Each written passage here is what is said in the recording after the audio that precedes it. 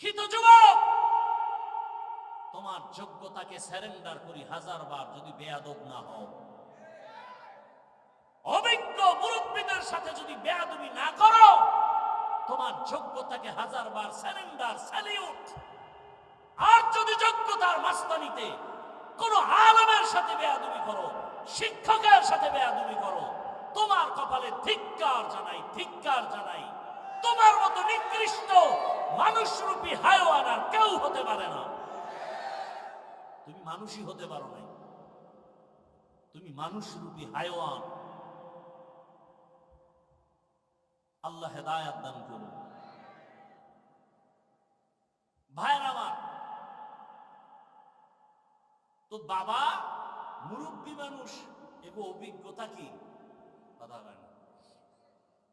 এখন ছেলে শিক্ষা টিক্ষা কইরা নিজে নিজেই বিয়া করে ফেলাইবার মূর্খ বাবার কোনো দেখার দরকার নাই, বলারও দরকার নাই। এরকম ঘটনা কওমির বিরুদ্ধে নাই, চরমনের বিরুদ্ধে তো সীমা নাই, নাই, চরম বিরোধিতা। কথা ঠিক? কারণ কি? তাবলিগ, দেওবন্দি, চরমনাই, উজানি, বাহাদুরপুর, নানুপুর, পীর, ওলি, আউলিয়া যারা হক, এদের দ্বারা শুধু উপকার না, এরা এই জাতিকে, ওলামায়ে দেওবন্দি এই জাতিকে যা দিছে পৃথিবীতে কেউ তা দেয় নাই। হাজার হাজার লক্ষ লক্ষ চোর, ডাকাত, বদমাশ, দুর্নীতিবাজ, চাঁদাবাজ তাবলিগের কাছে গিয়া, দেওবন্দীদের কাছে গিয়া, চরমনাই, উজানি গিয়া আল্লাহর ওলিতে পরিণত হয়ে গেছে। এখন গলায় পাগড়ি, 5 ওয়াক্ত নামাজ পড়ে, মেসওয়াক করে, তসবিহ হাতে জিকির করে। বহু মদদি মদ ছেড়ে দিছে, বহু চোর চুরি ছেড়ে দিছে, ডাকাত ডাকাতি ছেড়ে দিছে, সন্ত্রাসী সন্ত্রাস কর্মকাণ্ড ছেড়ে দিছে। কথা ঠিক? তাহলে এদের দ্বারা ভালো হলো না খারাপ? অতএব এদের যারা খারাপ বলবে তারা খারাপ, এদের অন্তর খারাপ। আমি চোখে কি লাগাইছি? চশমার আয়না যদি কালো হয়, তো এখানে আইসা যদি বলে ভাই বাতি কালো কেন, কিয়ামত আইলো নাকি? আসলে বাতি কালো না চশমায় সমস্যা? বাতি কালো না, তোমার চোখের চিকিৎসা করো। তাবলিগ ভালো, দেওবন্দি ভালো, কওমি ভালো, চরমনাই ভালো, উজানি ভালো, যারা বলবে খারাপ, এদের অন্তরের চিকিৎসা করা দরকার। আল্লাহ হেদায়াত দান করুন। তাহলে এই দুনিয়াতে আল্লাহর বড় দুশমন কয় দল? 2 দল। ভুলে গেছেন? কয় দল? এক দলের কথা আছে কোরআনে, আর এক দলের কথা আছে বুখারী শরীফে। কোরআনে যেই দলের কথা আছে, এরা বড় বুঝলেন কেমনে? এই 2 দলের ব্যাপারে আল্লাহ বলেন আমি নিজে যুদ্ধ করব, রেডি হ বেঈমান। আল্লাহ নিজে যুদ্ধ করবেন, কতটা রাগ আমার আল্লাহ। কোরআনে বর্ণিত দল হলো যারা সুদের সাথে জড়িত। ইয়া আইয়ুহাল্লাযীনা আমানুত্তাকুল্লাহ ওয়া যারু মা বাকিয়া মিনার রিবা ইন কুনতুম মুমিনিন ফাইন লাম তাফআলু ফাআযানু বিহারবিন মিনাল্লাহি ওয়া রাসূলিহি। স্পষ্ট আয়াত। যদি মুমিন হইয়া থাকো আল্লাহকে ভয় কর, সুদের থেকে নিজেরে বাঁচা। যদি তেরামি করো, বক্রতা মেজাজ নিয়ে আল্লাহর চ্যালেঞ্জের মোকাবেলায় সুদের সাথে ঢুকো, রেডি হ, আমি আল্লাহ আমার রসুল তোর সাথে যুদ্ধ করব। নাউজুবিল্লাহ আসে না? আর এক দলের কথা আছে কোথায় বলেন? এই কষ্ট হয় আমার, আপনার কি কষ্ট? তো উঠা বসা করেন কেন? আপনারা ধৈর্য ধরলে বয়ান চলবে, নাহলে আমি দোয়া করে চলে যাই। কালকে জুমার প্যারা আছে মাথায়।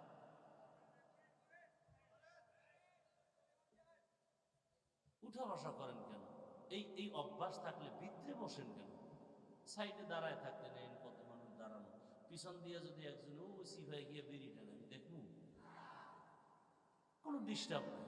ভিতরে ঢুকছেন, আবার বের হবেন, নিজেও ক্ষতি হন, অন্যেরও ক্ষতি হন, এটা তো উচিত না। এই মানুষগুলো এই কাদাপের মধ্যে, পানির মধ্যে নিজে আইসা বসছে, একটা টাকা পাবে না, একটু আইসক্রিম খাইতে পারবো? এখান থেকে দেবে কোনো খিচুড়ি টিচুড়ি? হ্যাঁ, কি যুবকরা খাওয়াবা তোমরা? এত শেষ। বরং আরো কিছু টাকা পয়সা আপনাদের থেকে নেওয়া হয়েছে। কি বুকে ছুরি লাগাইয়া? চান্দাবাজ আর ধান্দাবাজের মতো যে তাড়াতাড়ি 5 লাখ দিয়ে নাইলে শাটার বন্ধ, এরকম না? আপনারা মহব্বতে দিছেন। এই দেওয়াটা বরকত, মহব্বতে দেওয়াও বরকত, নেওয়াও। আর যদি মহব্বত না থাকে, জুলুম করে 5 লাখ না 1 টাকা নেওয়াও হারাম, দেওয়াও হারাম। তাহলে আরেক দলের কথা আছে কোথায়? বুখারী শরীফে قال رسول الله صلى الله عليه وآله وسلم فيما يرويه عن ربه عز وجل من عاد لي وليا فقد آذنته بالحرب إلى آخر الحديث। হাদিসে কুদসি আল্লাহ কয়, রাসূল আপনি বলে দেন, যারা আমার ওলিদের সাথে দুশমনি করবে, আমি আল্লাহ তার সাথে যুদ্ধ করার জন্য রেডি। কার সাথে দুশমনি? ওলি কারা? একজনের নাম সানমিয়া, জাম কালা, চেহারা কালো, নাম কি? সানমিয়া। একজনের নাম ইমান আলী, অথচ বেঈমানের বড়। দেখেন না, নাম হইল হাসানুল হক, রাশেদ খান, আহমদ শরীফ, কত সুন্দর নাম, কিন্তু একটা কামও নাই, সব আকাম। গর্ব সুরত आदमी इन साबुदे अहमद अबू जहलो हम एक साबुदे आदमीरा आदमीयत लाज़िमास उदरा गरबून बशद ही जमास। ওলিয়া উলিয়াদের সাথে যারা দুশমনি করবে, তাদের সাথে আল্লাহ যুদ্ধের ঘোষণা দিলেন বুখারী শরীফের মধ্যে। এজন্যই আমি বলি, এই জমিনে যারা ওলিয়া উলিয়া মানে না, আমি বলি তারা কোরআন মানে না, বুখারী শরীফও মানে না।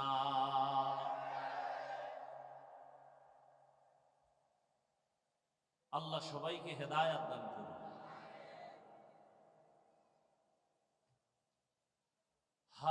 তো যুবকরা আজকে সুন্দর আয়োজন করেছেন,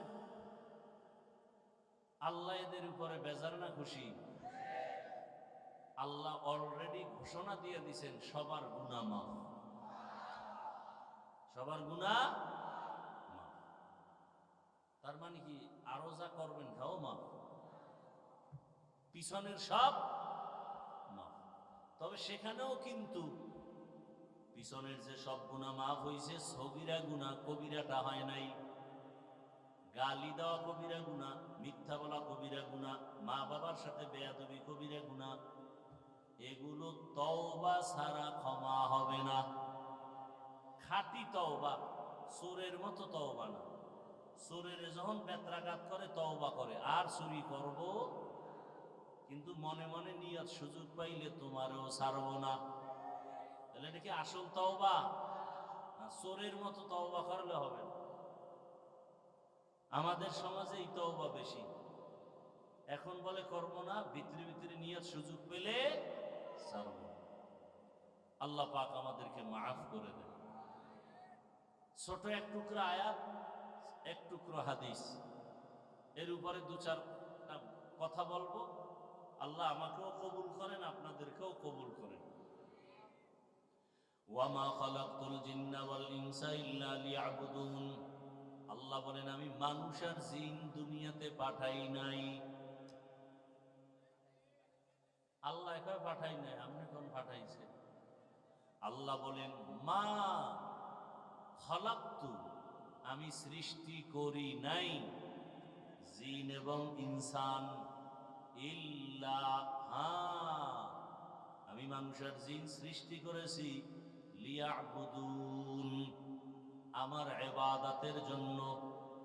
কার জন্য? খুব বুঝার কথা আছে এখানে, তরজমাটা বলে নি, হাদিসটাও বলি। লা তাআতা লিমাখলুকিন ফি মাসিয়াতিল খালিক। আল্লাহর রাসূল বলেন আল্লাহকে বেজার করে অন্যের হুকুম মানা হারাম। আল্লাহকে অসন্তুষ্ট করে পীরের কথা মানা হারাম। আল্লাহকে বেজার করিয়া মা বাবার কথা মানা হারাম। আল্লাহকে বেজার করে শিক্ষকের হুকুম মানা হারাম। এক কথায় দুনিয়ার সকলকে বেজার করা সম্ভব, আমার আল্লাহকে বেজার করা সম্ভব না। সম্ভব? তরজমা শেষ। আল্লাহ পাক আয়াতে বলছেন আমি মানুষ আর জিন, প্রথম শব্দ নীতিবাচক, পরের শব্দ ইতিবাচক। মা খালাকতুল জিন্না ওয়াল ইনসা, আমি জিন ইনসান বানাই নাই, সৃষ্টি করি নাই, হ্যাঁ করেছি লিয়াবুদুন, ইবাদতের জন্য। ডাইরেক্ট যদি আল্লাহ বলেন আমি মানুষ আর জিনকে ইবাদতের জন্য বানাইছি, ডাইরেক্ট বললেই তো হয়। আগে নফি করলেন জিন আর মানুষ আমি বানাই। প্রত্যেকটা সন্তানের জন্য প্রাথমিক শিক্ষিকা তার মা। যেই মা দেখবেন নামাজি, সন্তানও নামাজি হয়। কি আপনাদের ঘরে যদি শিশু বাচ্চা থাকে দেখবেন মা নামাজি। আজান যখন হয় নামাজি মায়েরা মাথার কাপড় টেনে দেয়। খবর আসেনি? কোনো খবর নেই। নামাজি মায়েরা আজান শুনলে কি করে? কাপড় যদি পুরা না থাকে মাথা ঢেকে দেয়। ঠিক নেই? শিশু বাচ্চা কিন্তু এগুলো খেয়াল করে। বাবার তুলনায় মাকে ফলো করে বাচ্চারা বেশি, কারণ মায়ের কাছে সময় কাটায় বেশি। মা আজান শুনিয়া অজু করতে গেছে, সন্তানও মায়েরে দেখে অজুখানায় যায়। মা সুন্দর করে অজু বানায়, সন্তানটা অজু তো বুঝে না, জানে না, ও মুখ ধুইতে গিয়া আদা গোসল হয়ে গেছে। ঠিক নেই? মা আইসা পানি মুছিয়া যায় নামাজে দাঁড়ায়, বাচ্চাটাও মায়ের পার্শ্বে দাঁড়ায়নি, দাঁড়ায়। মা তাকবীরে তাহরিমা বলে বুকের উপরে হাত বাঁধেন, আল্লাহু আকবার বলে। বাচ্চা মায়ের দিকে তাকাইয়া দেখে এই বাচ্চাও বুকের উপরে হাত বাঁধে। দেখছেন নি কারবার? দেখছেন কোনদিন? না হ করতে আছেন? দেখছেন? ঘরে আছে? টেলিভিশন চালায় রাখবেন, মোবাইলে হারারাই আকাম করবেন, তো সন্তান কি শিখবে? হ্যাঁ? আহ, আমার আম্মা জান, আমার আব্বা জানকে আপনি আপনি সম্বোধন করেন, কেমন আছেন, এগুলো শিখা সন্তান এভাবে বলে। আবার কিছু ফ্রি মাইন্ডের মানুষ আছে, আপনি বলবে দূরের কথা, তুমিও বলবে দূরের কথা, তুই বলে আবার নাম ধরে বলে, নাম ধরে বলে। Free mind. স্ত্রী নাম ধরে ডাকে হৃদয়, হৃদয় বউরে নাম ধরে ডাকে বেবি। কি সন্তান এগুলো শিখেনি? কথা কন না কেন? সত্য কথা স্বীকার করেন, মানেন আর না মানেন, শিখে না? সন্তান বড় হইয়া এগুলো ফলো কইরা সেও ডাকে হৃদয়, টাকা দে। মায়েরে ডাকে, মা ডাকে না, কি ডাকে? বেবি, বাদ দে। ছোট মুখে শুনলে কিছুদিন ভাল লাগে, যখন বড় হইতেছে মাইনসে শুনলে তো জুতার বাড়ি দিবে। লজ্জা, মাথা গরম, বাবারও মাথা গরম, মায়ের মায়েরও মাথা গরম, সন্তান আব্বু আম্মু ডাকে না, নাম ধরে ডাকে, ফ্রি মাইন্ড। আমি ধমক দিলে কয় ডোন্ট মাইন্ড। সন্তান যখন নাম ধরে ডাকে, এবার উপায় কি? কোথায় পাবে ঔষধ? ঘটক সাহেব তুমি তাড়াতাড়ি বুদ্ধি দাও, করে কি উপায়? ঘটক বুদ্ধি দিয়া কয় প্রতিদিন 1 ঘন্টা রিহার্সাল করবা। কি? বলে স্বামী আর স্ত্রী 5-7 জায়গা ফাঁকা রাইখা বসবা, মাঝখানে ছেলে। একবার তুমি ওরে সামনে রাইখা তোমার বউরে আম্মু কয়া ডাকবা, তোমার বউ তোমারে আব্বু কয়া ডাকবে। এইভাবে প্রতিদিন 1 ঘন্টা তুমি যদি ডাকতে পারো, সন্তান শিখবে। এ না ছাড়া উপায় নাই। এছাড়ার বুদ্ধি কি? আকাম করছে হুজুর গো, তাবিজে কাম হইব? কোনো তাবিজ লাগবে না। আল্লাহ হেদায়াত দান করুন। আর ওই নামাজি মায়ের কি হালাত? মা বুকে হাত বাঁধিয়া নামাজে দাঁড়াইছে, বাচ্চাটাও নামাজে দাঁড়ায় বুকে হাত বাঁধছে। মা ঠোঁট নাড়াইয়া মালিকের দরবারে দাঁড়াইয়া মুহাব্বতের সাথে তেলাওয়াত করে সূরা ফাতিহা পড়ে, আলহামদুলিল্লাহি রাব্বিল আলামিন আর রহমানির রহিম মালিকি ইয়াউমিদ্দিন ইয়্যাকা না'বুদু ওয়া ইয়্যাকা নাস্তাঈন ইহদিনাস সিরাতাল মুস্তাকিম সিরাতাল লাযীনা আন'আমতা আলাইহিম গায়রিল মাগদুবি আলাইহিম ওয়ালাদ-দাল্লিন।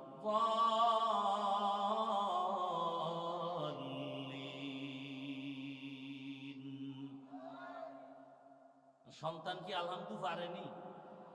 ও কিন্তু মাছের মতো ঠোঁট লড়ায়। হ্যাঁ, ও মাছ দেখে ঠোঁট নাড়ায়, কি করে তার জানে না, ও ঠোঁট নাড়ায়। মা তেলাওয়াত শেষ করে যখন রুকুর মধ্যে চলে গেলেন, বাচ্চাটাও মারে দেখে রুকুর মধ্যে চলে গেছে। মা দাঁড়ায় যখন আবার সেজদায় চলে গেছেন, বাচ্চাটাও দেখা দেখি সেজদায় চলে গেছে। আম্মা জান নাক আর কপাল মাটিতে ঠেকাইয়া দিছে, বাচ্চা গাল ঠেকাইছে, কপাল ঠেকায় নাই। গালের মাটিতে লাগাইয়া আম্মুর চেহারা দিয়ে তাকাইয়া দেখে আম্মু ঠোঁট নাড়ায়, বাচ্চাও ঠোঁট নাড়ায়। আম্মু কি কয়? সুবহানা রাব্বিয়াল আ'লা। আমার মালিকের কুদরতি অন্তরে মুহাব্বতের জোশ, আমার মাওলার কাছে বড় মায়া লাগছে। আমার আল্লাহ সাথে সাথে ফেরেশতাকে ডাক দেয়, ও ফেরেশতা তাকায় দেখ, ওই ঘরের মধ্যে মহিলা আর বাচ্চার কি কারবার। যেই শিশু বাচ্চা আম্মু বলে ডাকতে পারে না, আব্বু বলে ডাকার বয়স এখনো পুরো আসে নাই, দেখ ওই বাচ্চাটা গাল মাটিতে লাগায়া ঠোঁট নাড়ায় কেন? ফেরেশতা বলে, ও আল্লাহ, ওর আম্মু ঠোঁট নাড়ায়, এজন্য বাচ্চাটাও নাড়ায়। আল্লাহ বলেন, ফেরেশতা বলো ওই মা কি বলে? ফেরেশতারা বলে, ওর মা পড়ে সুবহানা রাব্বিয়াল আ'লা। আল্লাহ বলে, ফেরেশতারা লেখ, ওই শিশু বাচ্চাও বলে সুবহানা রাব্বিয়াল আ'লা। ওই বাচ্চার সওয়াবটা মায়ের আমলনামায় লিখে দাও। আতিনা ফি দারে দুনিয়া না হাসান, আতিনা ফি দারে উকবা না হাসান, ইয়া গিয়াসাল মুস্তাগীসি নাহদিনা লাফতিখারা বিল উলুমে ওয়াল গিনা। হর গড়িতে নেকো তু তৈয়ার है, जो न मांगे उससे तू बेजार है। রাত্র মোবাইল চালাইয়া ঘুম নষ্ট করেছো, রাত যে কখন চলে গেছে টের পাও নাই, হঠাৎ শুনো ফজরের আজান। মাওলায় যদি জিজ্ঞাসা করে, রে গোলাম, আমার দেওয়া জমিনে থাইকা আমার দেওয়া বাতাস ভোগ করেছো, আমার দেয়া পানি, আমার দেয়া সূর্যের আলো, চাঁদের আলো, আমার দেওয়া জমিনের ফসল খেয়েছো, গাছের ফল খেয়েছো, নদীর মাছ খেয়েছো, বল আমার এত নিয়ামত খাইয়া একটা রাত গভীর রাত তুইটা সেজদা দিছিলি নি? বল। বান্দা তখন চুপ হয়ে যাবে। আল্লাহ কয়, আমল নামার টাইনা দেখায় দেও, আমার মোহাব্বতে একটা রাতে দুইটা সেজদা নাই। আমার কত বান্দা গভীর রাতে উঠে সেজদায় কান্না করেছে। অতিও গভীর হয় রজনী যখন, নীরবে প্রভুর নাম জপিও তখন। প্রভুর করুণা যদি পাইবারে চাও, গভীর রাতে উঠে প্রভুর গুণগান গাও। এই বান্দা কি করছে? আমলনামা তালাশ করো। গোপন করার কোন রাস্তা আছে নাকি? আছে? গোপন করার কোন রাস্তা নাই। আরে সেদিন বিমানে কোথাও যেন যাচ্ছিলাম, একজন এয়ারপোর্টের কর্মকর্তা, কথায় কথায় জানতে পারলাম বিমানের হালাত। ইন্ডিয়ার মধ্যে বিমান উঠিয়া বিল্ডিং এর উপরে পড়ছে, উঠা মাত্রই মানুষ মারা গেল। ঢাকার শহরে মাইলস্টোন স্কুলে বিমান দুর্ঘটনা, কত প্রাণ চলে গেল। এখনো কত মা কান্না করে, আরে আমার সন্তানের চেহারাটাও দেখতে পারি নাই। আমি জুমার নামাজ পড়াই, ওখানে আমার এক মুহাব্বতের ভাই সকালবেলা চট্টগ্রামে গেছে, দুপুর বেলা দুর্ঘটনা মাইলস্টোনের ভেতরে। মেয়ে বাচ্চাটা স্কুলে, মা গেছে বাচ্চা আনার জন্য। বাচ্চাটা অন্য দরজা দিয়ে বের হইয়া গেটের কাছে দাঁড়াইছে, আম্মুকে তালাশ করে। আম্মু আবার ভেতর দিয়ে স্কুলের মধ্যে চলে গেছে, অন্য দরজা দিয়া মেয়েরে তালাশ করে। হঠাৎ করে দুর্ঘটনা, বাচ্চাটা এদিকে অপেক্ষায় আছে, মা ঢুকা মাত্র বিমান বিধ্বস্ত হলো। আম্মা জানার বের হতে পারে নাই।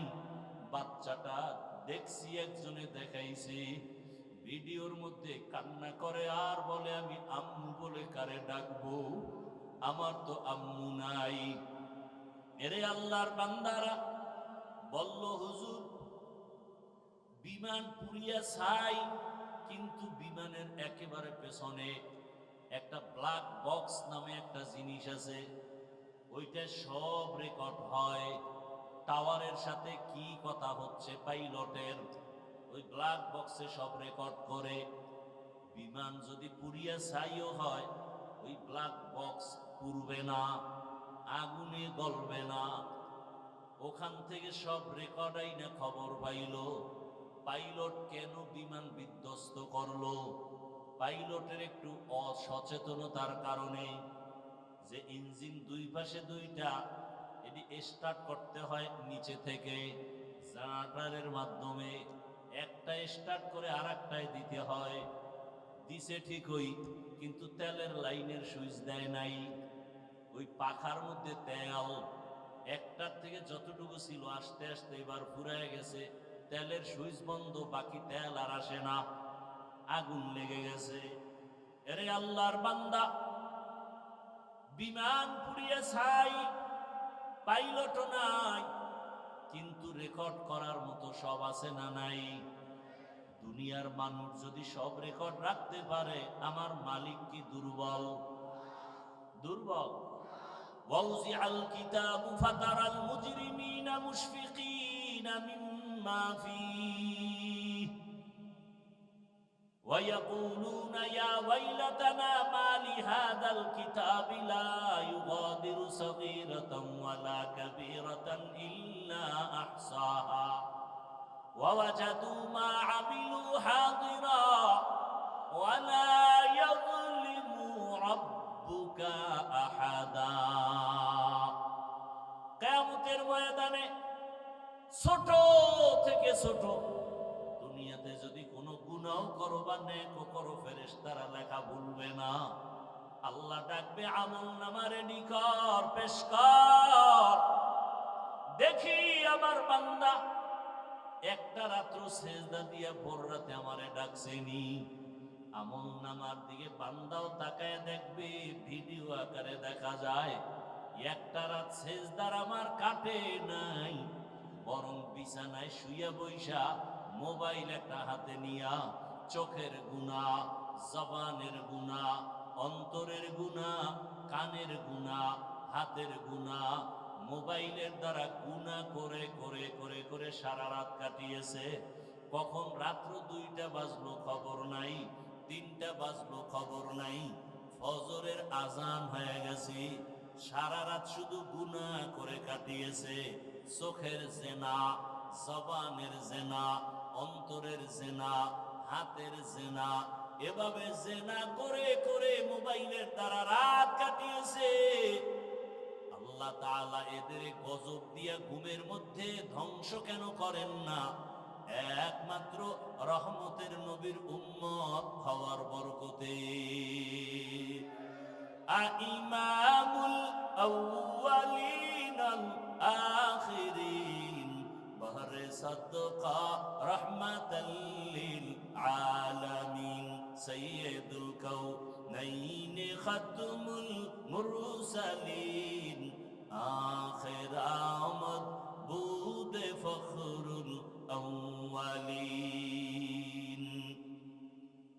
ইবাদত কি মনে আসেনি? ইবাদত কেন? ইবাদত কিভাবে? ইবাদত কি? কথার জবাব দিলাম, আল্লাহর পরিপূর্ণ হুকুম জীবনে বাস্তবায়ন করার নাম ইবাদত। আল্লাহর হুকুম ব্যক্তি জীবনে আছে না নাই? আল্লাহর হুকুম পরিবারে আছে না নাই? আল্লাহর হুকুম অর্থনৈতিক জীবনে নাই? রাষ্ট্র পরিচালনার রাস্তায় বুঝি আল্লাহর হুকুম নাই? দুনিয়াতে তুমি যত কাজ করবা সব বিষয়ে আল্লাহর হুকুম দেওয়া আছে, বাস্তবায়ন করার নাম ইবাদত। ইবাদত কেন? এই কথার জবাব, ইবাদত কেন? একমাত্র কারণ হলো আল্লাহর সাথে হবে আমার মোলাকাত, হাদিয়া হিসাবে পাবো সুখের ঠিকানা জান্নাত। ইবাদত কেন করব? কেন করব? মানুষের মারহাবা পাওয়ার জন্য, আল্লাহর সাথে মুলাকাতের জন্য। আল্লাহ কয়, রাসূল আপনি জানায়া দেন, দুনিয়াতে যদি কেউ আমার মুলাকাত চায়, আমার সাথে সাক্ষাৎ করতে চায়, আমার অর্ডার হলো তাদের জন্য জানায়া দেন, ফামান কানা ইয়ারজু লিকা রাব্বিহি ফালইআমাল আমালান সালিহা ওয়ালা ইউশরিক বিইবাদাতি রাব্বিহি আহাদা। খারাপ লাগতেছে আপনাদের?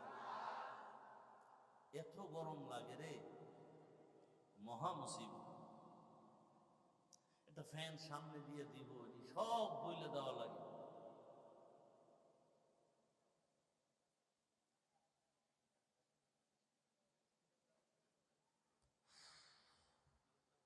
ইবাদত কি?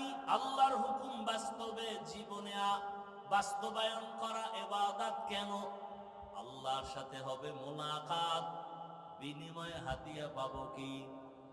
জোরে বলেন। জান্নাত চাননি? চাননি? আহা, এরে আল্লাহর গোলাম,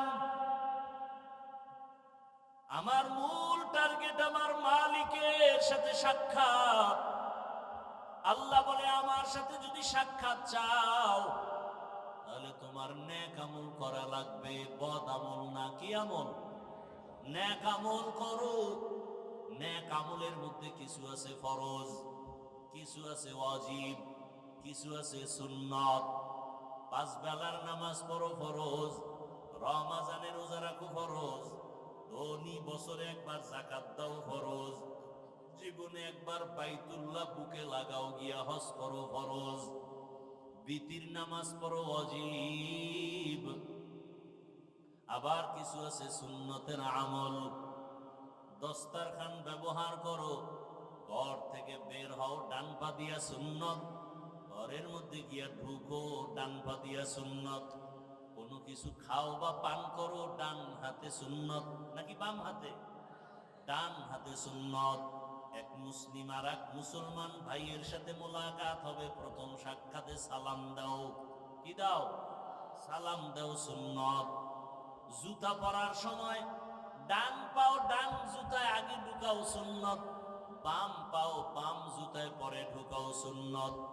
জুতা পরার পরে যখন কদম দিয়া হাঁটা শুরু করবা, ডান পা দিয়া কদম শুরু করবা সুন্নত।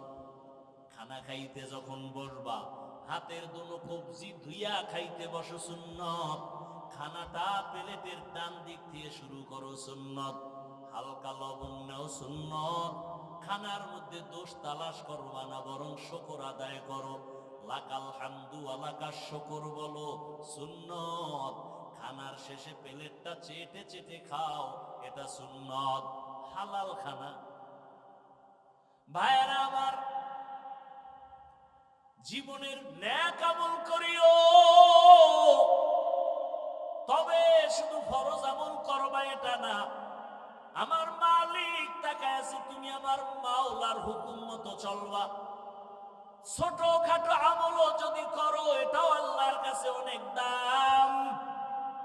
আল্লাহর এক বান্দি জীবন ভর শুধু গুনাহ গুনাহ গুনাহ। একদিন রাস্তা দিয়া চলতেছে, হঠাৎ করে দেখে একটা কুকুর পানির পিপাসায় কান্না করে।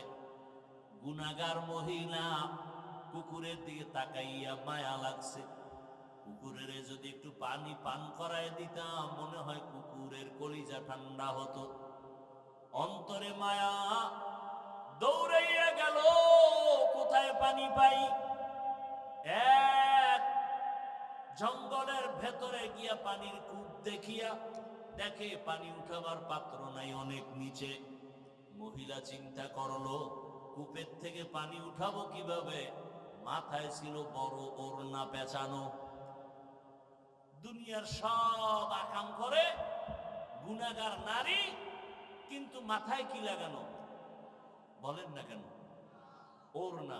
ছোট না বড়? আমাদের আম্মা জানেরা, বোনেরা ওড়না পরে না, যাও পরে, তাই স্টাইলার ফ্যাশন। ঠিক নি? আবার শুনছি বাংলাদেশের আইন বড় দামি। কোন মেয়ে যদি ওড়না পরতে ইচ্ছা করে না চায়, বাবায় চাপ দিতে পারবে না, তো জেলখানায় যাওয়ার সম্ভাবনা। এরে আল্লাহর গোলাম, বড় কঠিন হালাত। আর এখন তো আরো কঠিন। বাবায় নাকি মেয়ে ছেলেরে জোরে শাসন করে, ছেলে গিয়া বাবারে মেরে ফেলে। কি কেমন দুনিয়া আইলাম ভাইরা আমার। ওই জাহান্নামী নারী গুনাহগার মাথায় ওড়না লাগাইয়া চলতেছেন, আর আমার মুসলমানের ঘরের মায়ের মাথায় ওড়না নাই, আমার বোনের মাথায় ওড়না নাই। ওড়নাওয়ালারা ওড়না বানাইছে মাথায় পরার জন্য, আর এরা গলায় পরে ফ্যাশন। ঠিক নি? যেই ঘরের মা মাথায় দোপাট্টা লাগায় না, ওই ঘরে রিজিকে বরকত হয় না। ওই মহিলা ওড়না খুলছে, আর পায়ে ছিল মুজা চামড়ার। ওই মুজার সাথে গিরা লাগায় পানি উঠাইয়া কুকুরের দৌড়ায় গিয়া পান করায় দিছে। সাথে সাথে গাইবি আওয়াজ, ডাক দিয়া বলা হয়, রে আল্লাহর বান্দি, তুই জীবনে যত গুনাহ করেছো, এই সামান্য একটু ভালো কাজ করার কারণে তোর সব গুনাহগুলো ক্ষমা করে দেয়া হয়েছে। তাহলে কুকুরকে পান করানো এটা বড় আমল না, ছোট, কিন্তু আল্লাহর কাছে ভালো লাগছে, কাম হয়ে গেছে। তাহলে মূল বিষয় কি? আমি নামাজ পড়ি, রোজা রাখি, জিকির টিকির যাই করি, মূল মালিকরে রাজি করা। মালিক যদি রাজি হয় তো শেষ। বাদশাহ হারুন রশিদের নাম শুনছেননি? শুনছেননি? বাদশাহ হারুন রশিদ জগৎ বিখ্যাত একজন ওলিয়ে কামিল, আবার রাষ্ট্র পরিচালনা করে।